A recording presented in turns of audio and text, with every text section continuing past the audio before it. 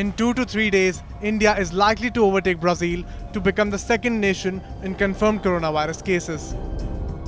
The country is right now logging over 83,000 cases every day, the highest daily spike seen across the world till now. The coronavirus pandemic so far has shown no signs of flattening in India.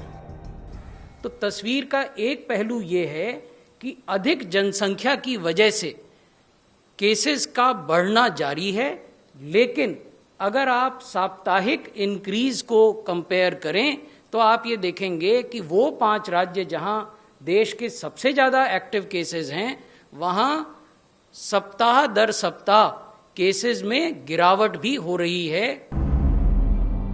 Maharashtra remains the worst hit. It accounts for 25% of the active cases in the country.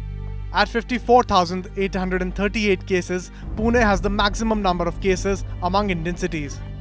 The Union Health Ministry says 62% of the active cases are in 5 states: Maharashtra, Andhra Pradesh, Karnataka, Uttar Pradesh and Tamil Nadu. There are questions being raised on the testing strategy adopted by many states, with most opting for rapid antigen tests. I do admit that there are states where the optimal capacity of RT-PCR of late is not being utilized.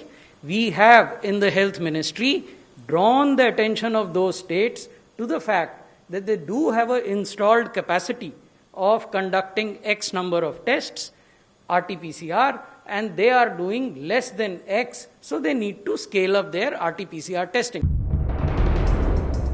What is worrying is some states like Delhi, which had shown a dip in numbers, are seeing a sudden jump. Now with metro, pubs and bars set to reopen, the national capital faces a litmus test. Bureau Report, India Today.